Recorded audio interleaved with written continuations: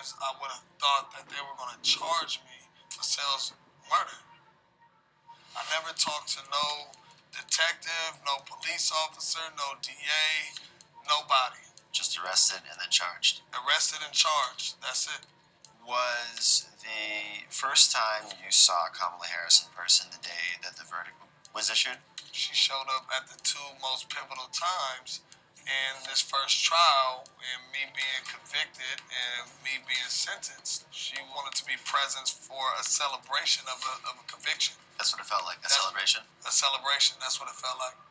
The reactions I get when I tell people my story is, they say it's the worst nightmare. You know, it's the closest thing to dying.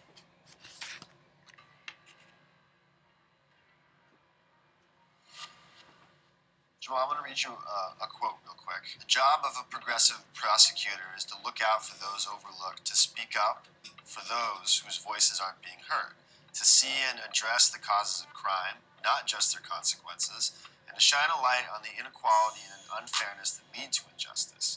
It is to recognize that not everyone needs punishment, that what many need, quite obviously, is help. Kamala Harris wrote that in her book, The Truce We Hold. Does that sound consistent with the with the brand of justice that you saw administered by offices that she was running? It definitely sounds like Kamala Harris right now as a senator. But at the time of her being the head district attorney of San Francisco, that is almost polar opposite of what I felt and what our community felt in San Francisco. So Jamal, where are we? Right now, we are in Sunnydale Projects, where I was born and raised at. This isn't a place that you'll want to bring outsiders into, in a place that they don't want to go. This ain't a place that feels comfortable. It feels like you might get robbed, you might get shot. Police were keeping files on you, your brothers, and other people who were living in Sunnydale from a very young age. They already had me labeled because I'm in this community as a potential gang member, potential killer, potential drug dealer. We gotta wake up to the fact that, you know, things are set up against us. There is a conspiracy. Yes. It happened to you. Exactly. There is proven in court.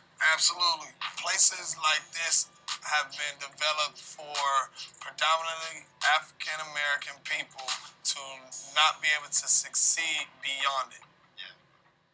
What did you know about Kamala Harris? What did you know about San Francisco having a black DA? Nobody in the hood ever worried or focused on the DA position in general, but people did focus on it just a tad bit, that it was black, and feeling like, okay, this black lady in office, Kamala Harris, she was gonna understand where we come from, you know, and have more of a sympathetic way of prosecuting people that come from our communities who have been plagued with no opportunities.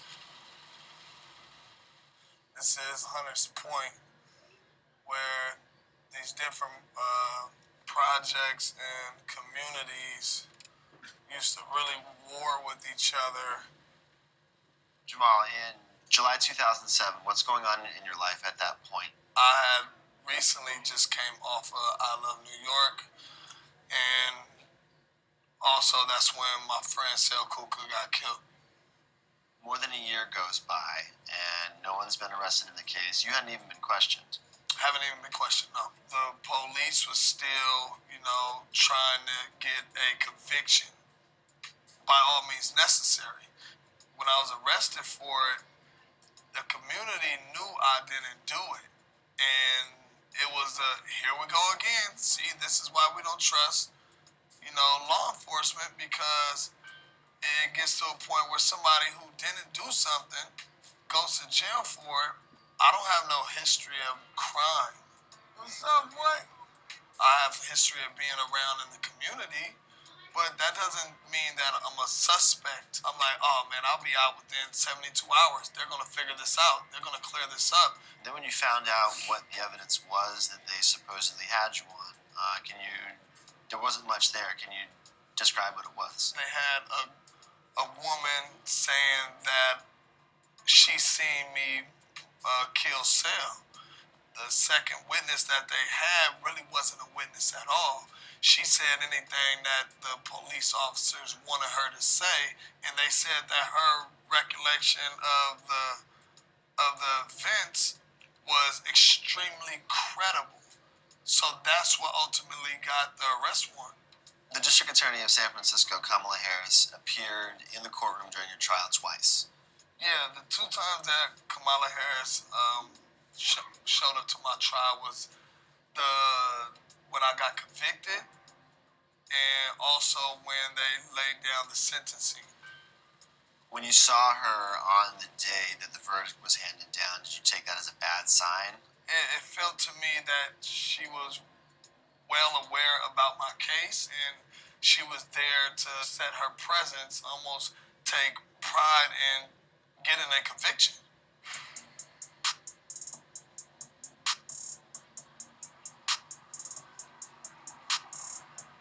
When I put in my appeal, the people that's fighting against my appeal to keep the conviction is the Attorney General office. I learned it reading, their reply to my appeal, and you see Kamala Harris' name at the bottom.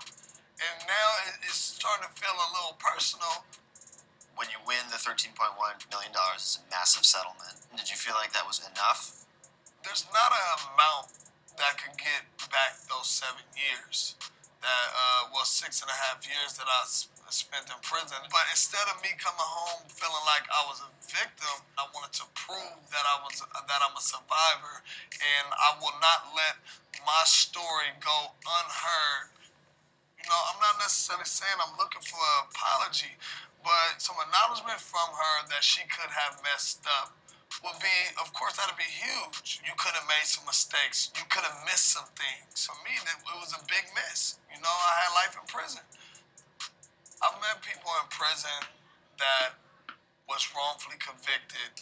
I want my story to be out to provoke reform ultimately.